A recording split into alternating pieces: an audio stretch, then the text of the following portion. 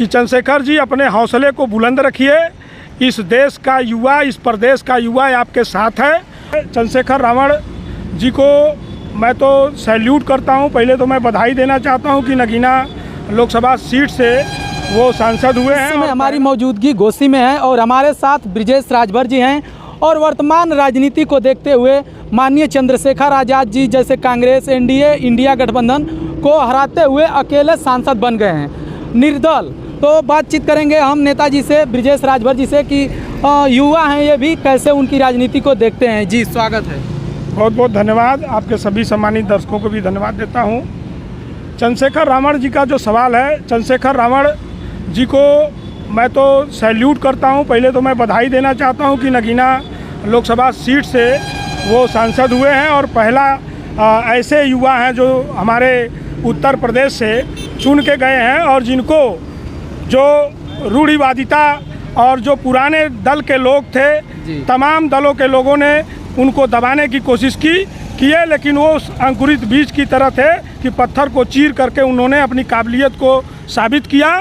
तो मैं तो चंद्रशेखर रावण जी को सल्यूट करता हूं और अपने प्रदेश के युवाओं से अपील करना चाहता हूं कि चंद्रशेखर रावण जैसे युवा को आप लोग सपोर्ट करिए, क्योंकि चंद्रशेखर रावण एक ऐसे युवा हैं कि जो बिना जो है कि जातिगत भावना से वो दलित, पिछड़ा, अल्पसंख्यक, शोषित, वंचित की आवाज़ को जो जिस तरह से वो उठाने का काम करते हैं और उनके फैसले के लिए, उनको न्याय के लिए वो लड़ाई लड़ते हैं।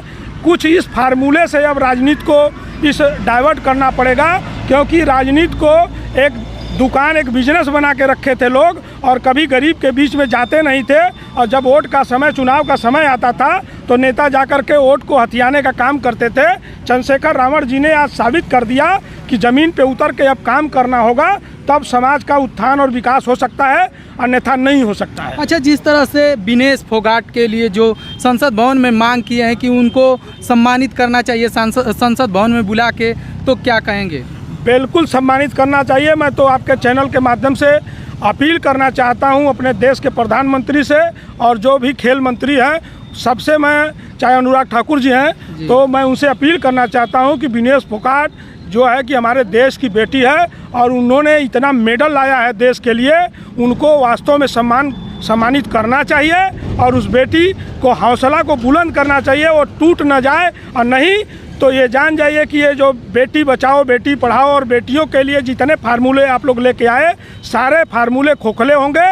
ये देश के युवा और महिला, हमारे यूथ देख रहे हैं और मैं यही अपील करना चाहूँगा कि उस बेटी का हौसला अगर टूट गया तो फिर देश की कोई बेटी हिम्मत नहीं करेगी, क्योंकि कुछ ऐसे राजनेता जो है कि उनके हक, अधिकार और जो काबिलियत था उस पर दाग लगाने की कोशिश किए, लेकिन हमारे बहन में वो काबिलियत है। कोई रणनीति, कोई साजिश अगर हुई है तो उसका उजागर करके उस बहन को सम्मानित करने का काम किया जाए और हमारे देश के प्रधानमंत्री और हमारे देश की राष्ट्रपति उनको सम्मानित करें। जिस तरह से 69,000 शिक्षक भर्ती जो ओबीसी की सीट थी उसमें कटौती की गई है, अभी तक उसका भरपाई नहीं हुआ, क्या कहेंगे? देखिए, 69,000 शिक्षक भर्ती ये सबसे बड़ा घोटाला है। ये मुख्यमंत्री उत्तर प्रदेश का वो खुद जिम्मेदार हैं कि उस पर निर्णय फैसला नहीं ले पा रहे हैं और कहीं न कहीं इनका जो पेपर लीक और भर्ती प्रक्रिया में जो जितने भी घोटाले हुए हैं, अभी तक एक भी भर्ती ये लोग सुचारू रूप से करने में असफल रहे हैं। ये सबसे बड़ी इस सरकार की नाकामी है और इस सरकार का बहिष्कार इसीलिए 2024 में उत्तर प्रदेश से हुआ है। आने वाले समय में अगर इस पर सुधार नहीं किए तो हमारा यूथ, हमारे युवा अब जागरूक हो चुके हैं, क्योंकि ये सरकार भर्ती के नाम पे शोषण कर रही है युवाओं का, बेरोजगारों का।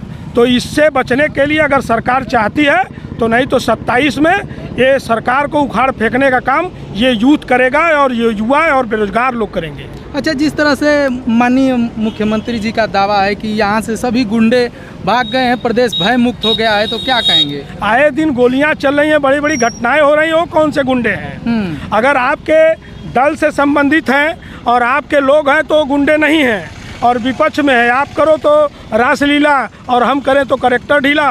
कहीं ना कहीं उनकी असफलता है, नाकामी है और इस पे उनको अंकुश लगाने की ज़रूरत है।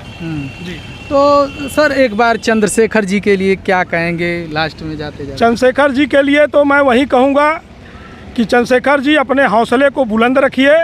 इस देश का युवा, इस प्रदेश का युवा आपके साथ है। और एक शहर के माध्यम से मैं कहना चाहूँगा कि वो पथ क्या, पथिक कुशलता क्या। वो पथ क्या, पथिक कुशलता क्या, जिस पथ में बिखरे सूल न हो। नाविक की धैर्य कुशलता क्या, जब धाराएं प्रतिकूल ना हो, जब धाराएं प्रतिकूल ना हो। वाह वाह। तो ये हैं आदरणीय हमारे नेताजी जो ब्रिजेश राजभर जी, जो बनारस की धरती से आज घोसी में इनकी मौजूदगी थी। बाकी आप इनकी बातों से कितना सहमत हैं कमेंट बॉक्स में बताइए और मिलते हैं नेक्स्ट वीडियो में। जय हिंद, जय भारत।